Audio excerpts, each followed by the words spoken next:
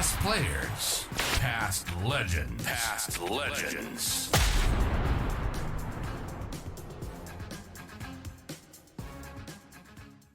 And then Andrew Hunter came on, and he was our government expert, and he was brilliant, and he gave us great insight into what we needed to do to get the Prime Minister involved, which we ultimately did in 2017 or 2016. So it was a huge. I think of all the things that we did, that was by far the hardest.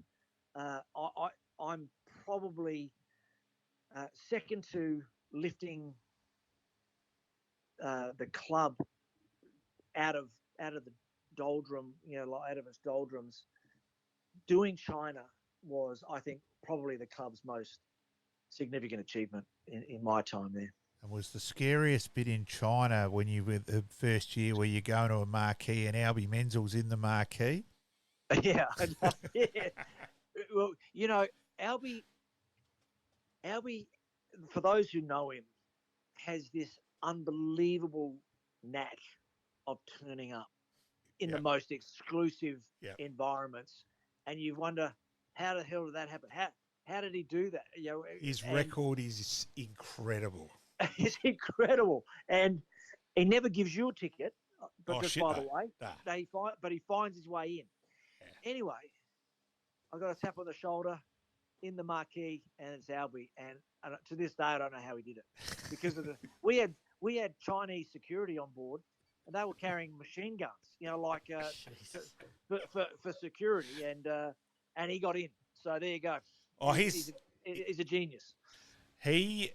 Danny Hansen's my other one. That's my mate who walked out of the G and saw a security pass, picked it up, superimposed his own photo on it. He got into, I think it was at least the next decade's grand finals. Wow. So the game was starting at 3. He would walk in at 1 minute to 3, carrying a laptop and say, I'm running late. He never got challenged. He got opening ceremony, closing ceremony of the Sydney Olympics, Kathy Freeman's 400-metre race. He was incredible. The Dane in that way. But Albie's record in that way is just incredible as well. I was just pleased that he'd found it important enough to come to China. I don't think you were thinking that at the time, KT.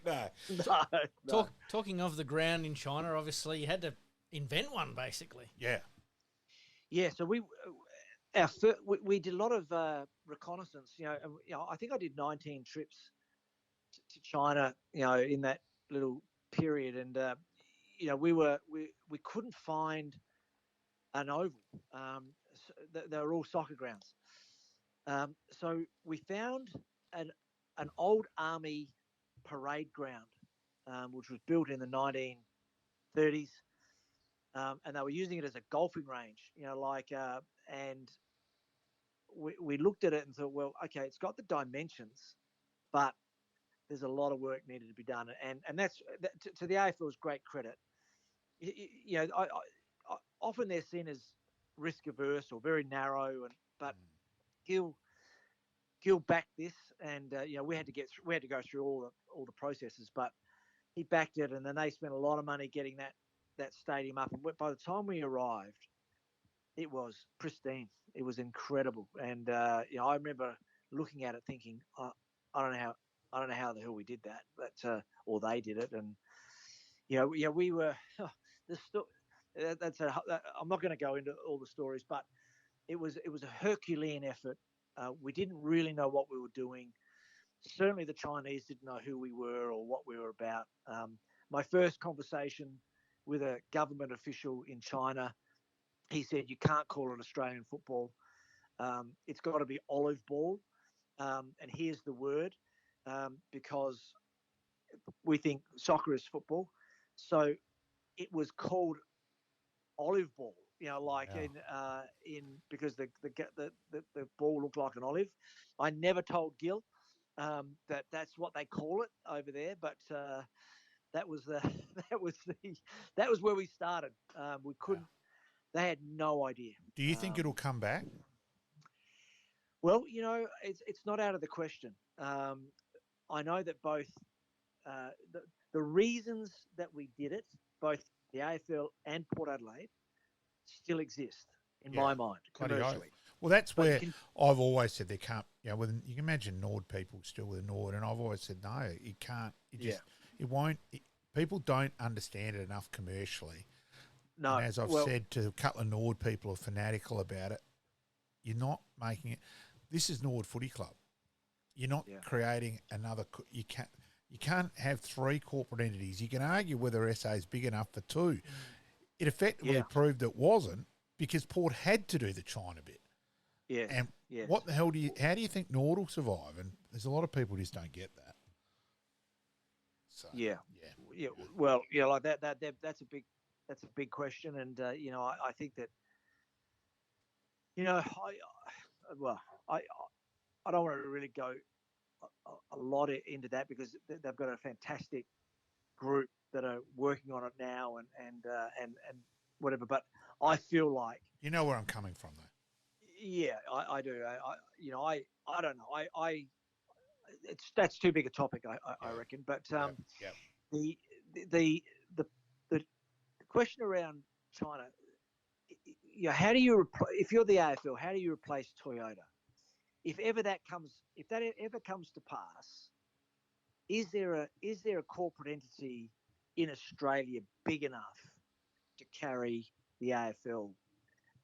And there might be 1,000 of them in China. So that's their thinking, right?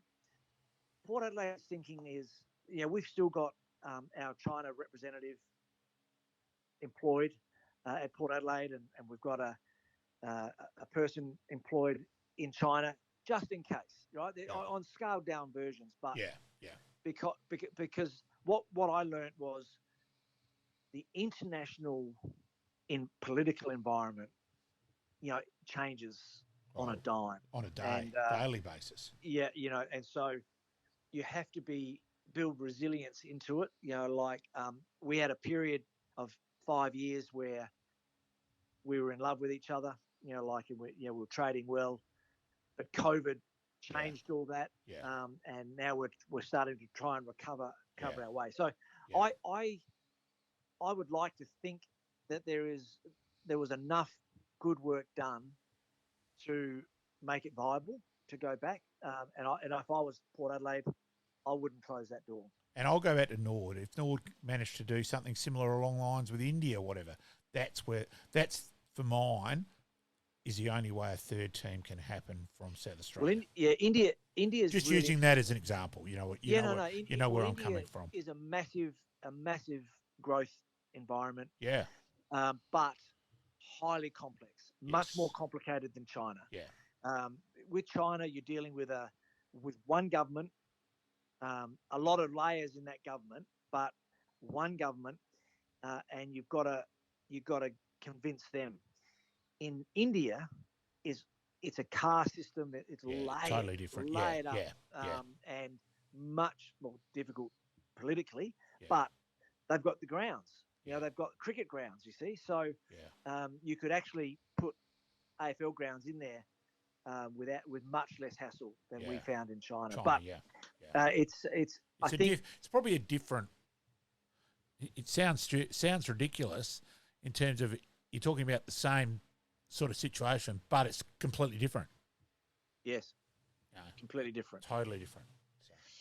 So, Do you think your Austereo salesman sort of came out with a lot of those pictures? No doubt. Yeah, well,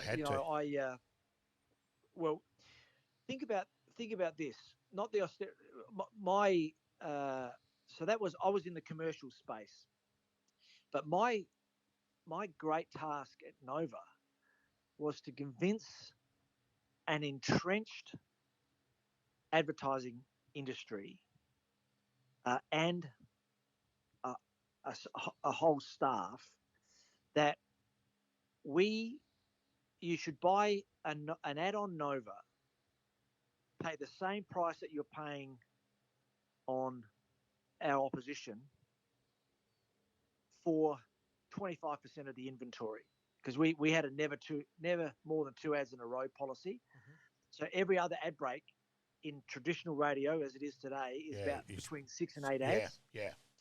We said never more than 2 ads in a row, and our pitch was they're going to be that much more impactful. Yeah. Because you're basically standing alone. You're not switching off.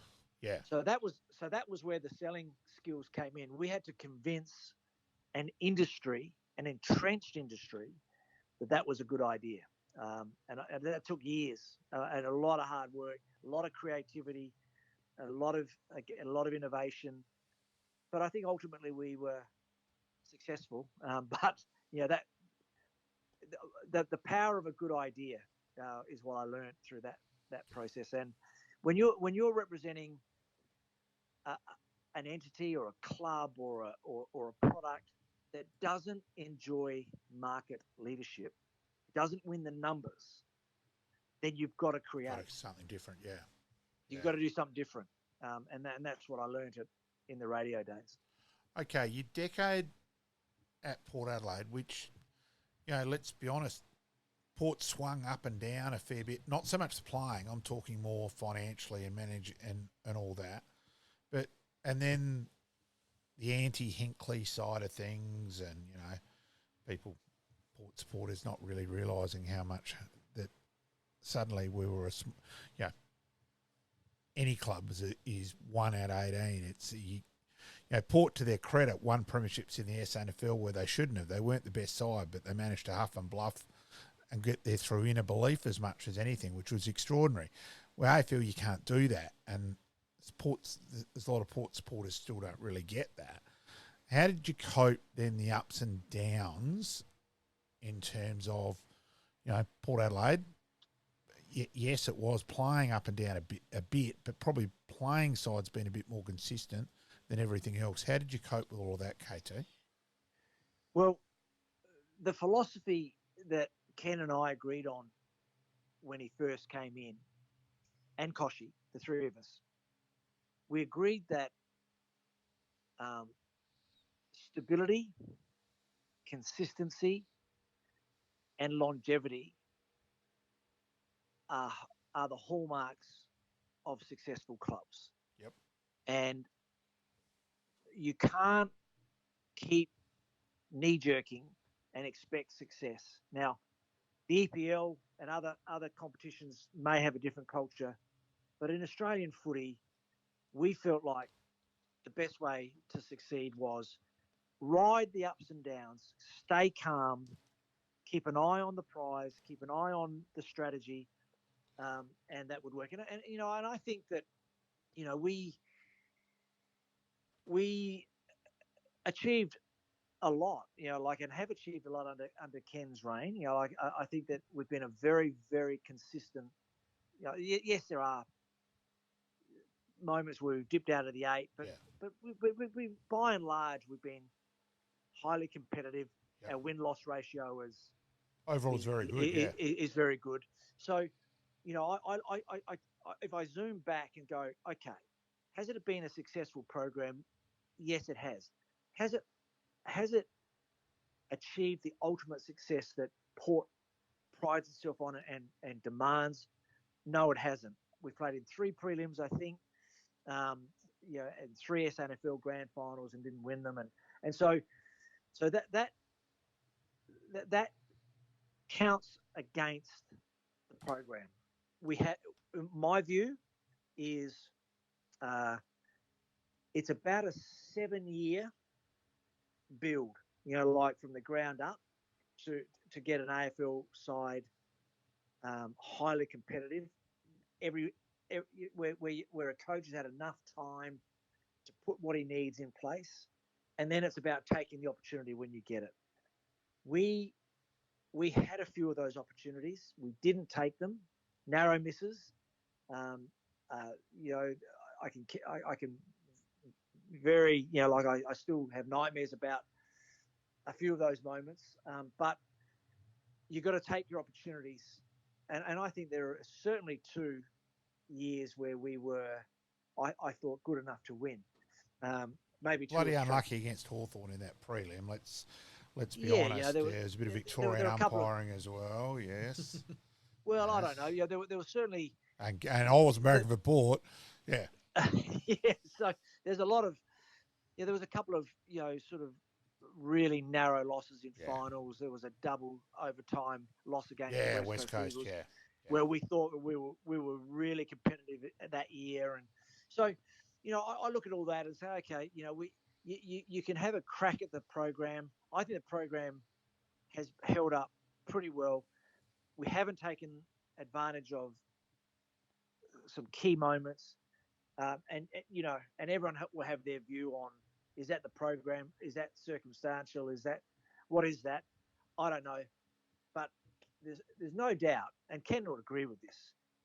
He's had enough time in the program to get what he needs, and to build what he wants. He's had that time. The club has been good at giving him that time, and so we're now at the point of saying, well, I say we, but I'm sure Port Adelaide feel like this, is that nothing else but a premiership at some point, is going to be acceptable, because under this coaching regime.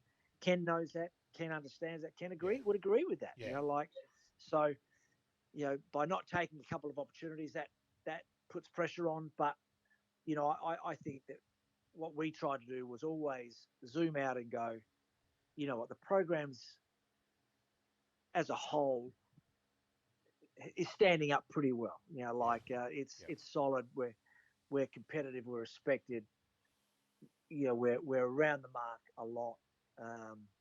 So how about let's win a premiership.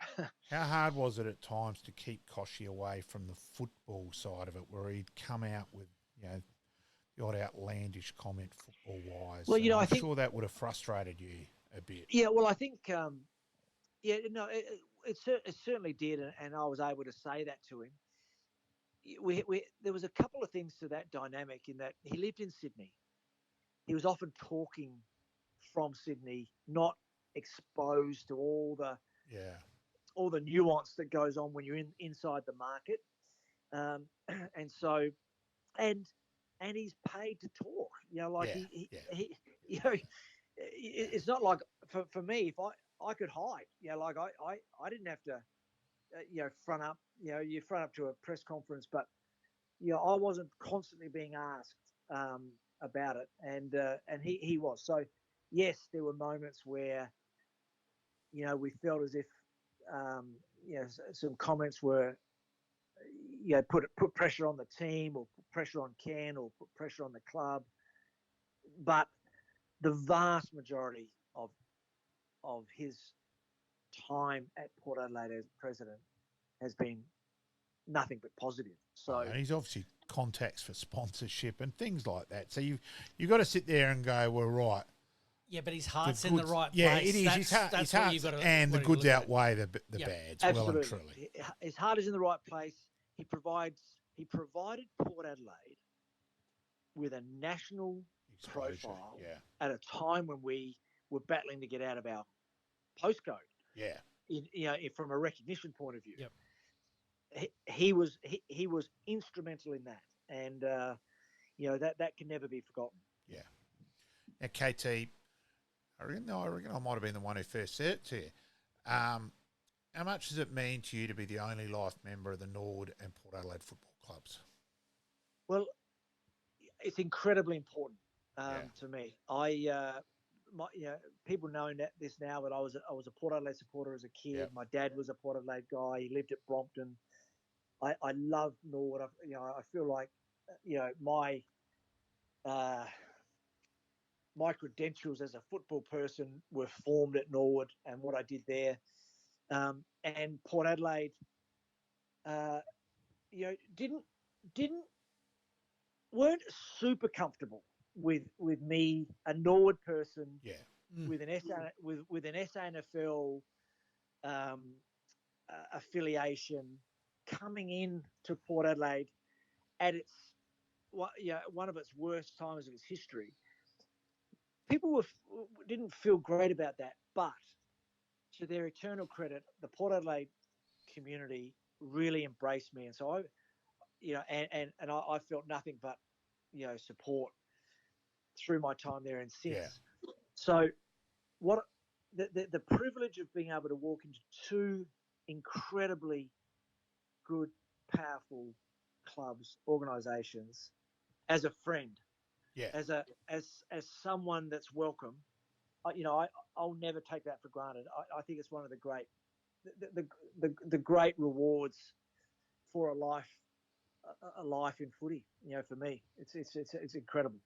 Oh, look, it is quite incredible. There's very few people that John Robinson is the only life member of Glenelg, Port Adelaide. It's very few people where you can have such an impact.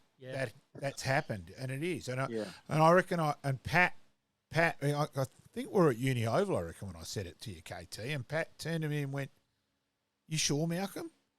And that, and I said, "Yeah," and that, and I reckon you sort of nodded and just smiled, and you didn't say much, but I think you were thinking inwardly, "Hey, that's pretty bloody special."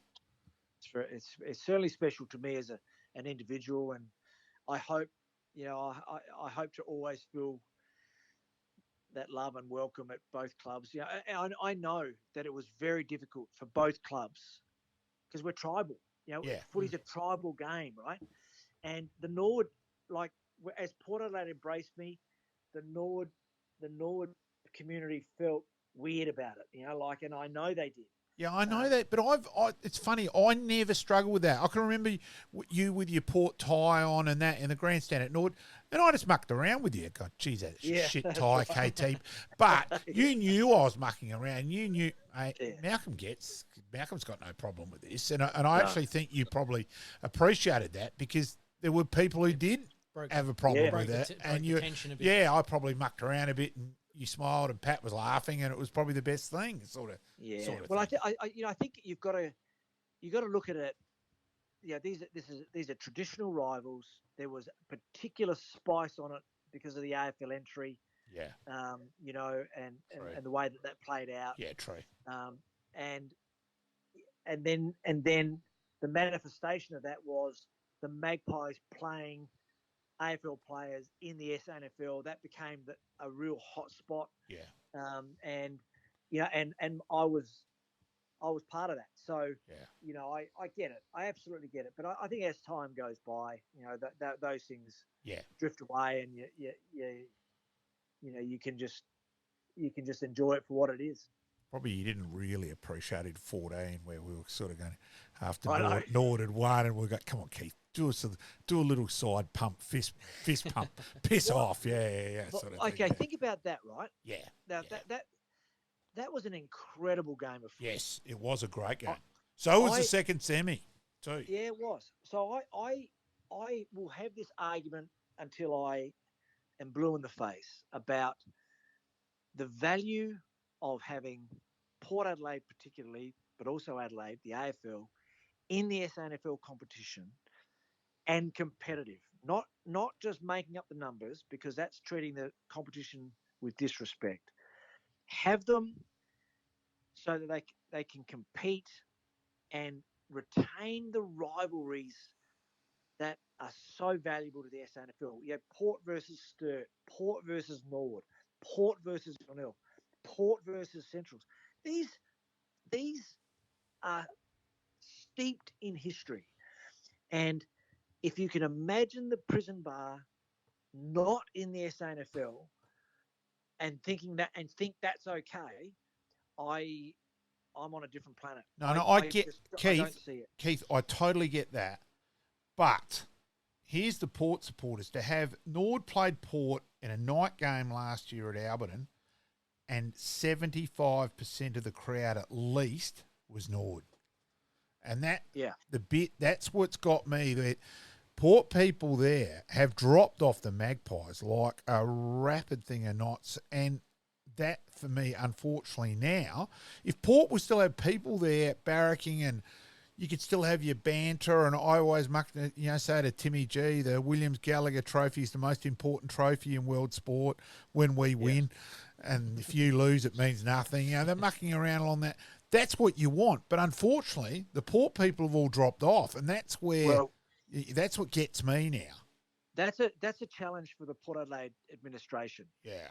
and the football program. If Port Adelaide people are very, very switched on to footy, to their footy club. They understand what's going on.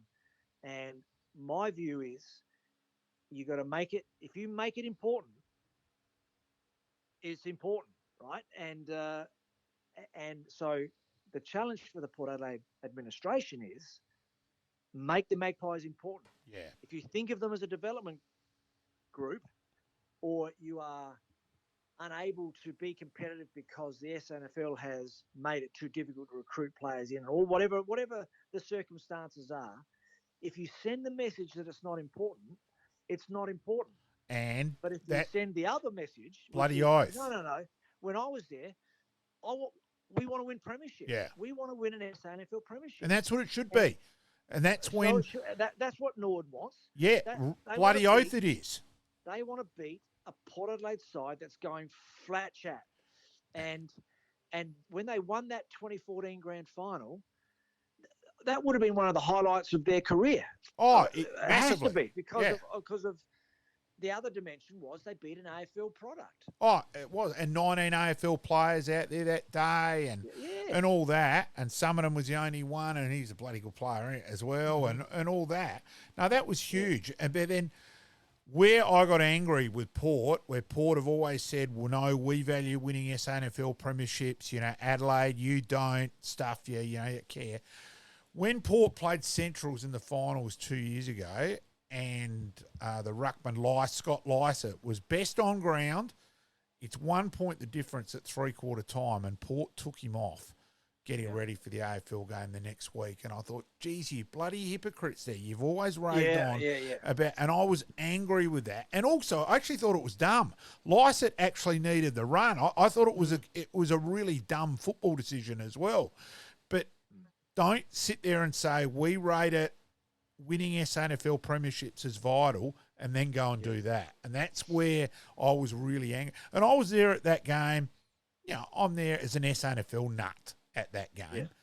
Yeah. And I said to a couple of guys, I said, this is where they're being bloody hypocrites now. And that's where Port, I think, have lost the plot a bit there. And you're right.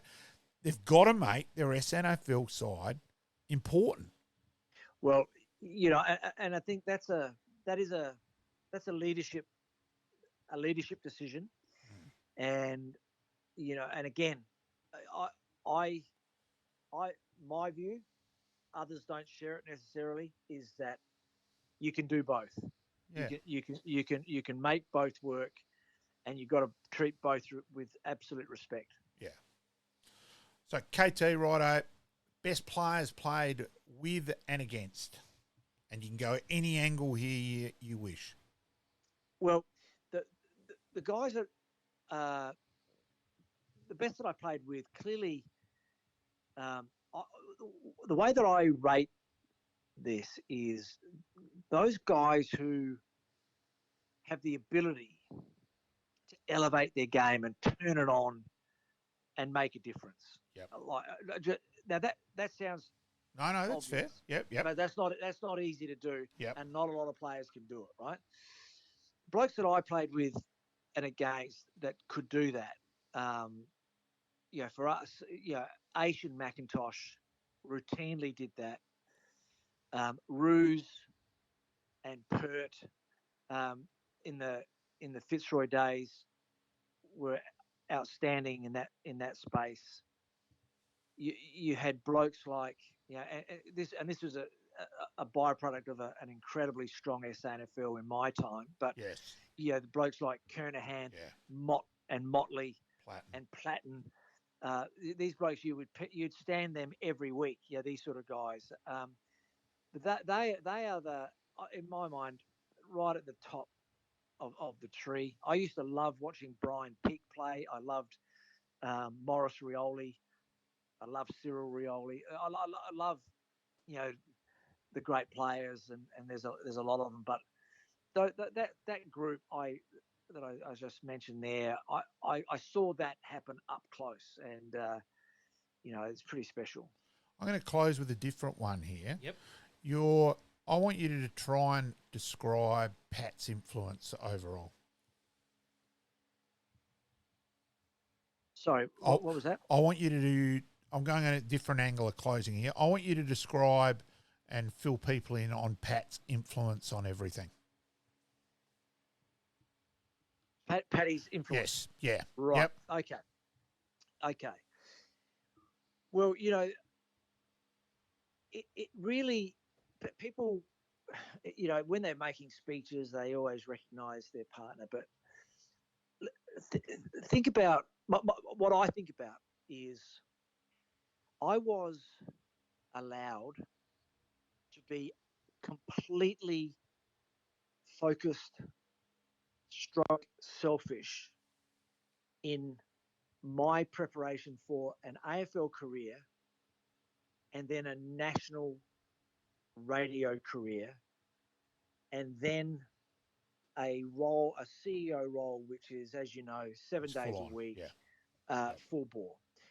I was allowed that opportunity because of the sacrifices that Paddy made. We had 2 kids. Everything to do with our house, our move. We moved to Sydney and Melbourne 2 or 3 times and back. Paige was playing international tennis. Paddy took her on the road all around Australia to make that happen. I've forgotten that. Yeah. Brad, you know, was involved in everything through. You know, everyone with high school kids knows this. They're involved in everything. Paddy did that. My life was 5 a.m. to 8:30 p.m. not present, and just about all year round.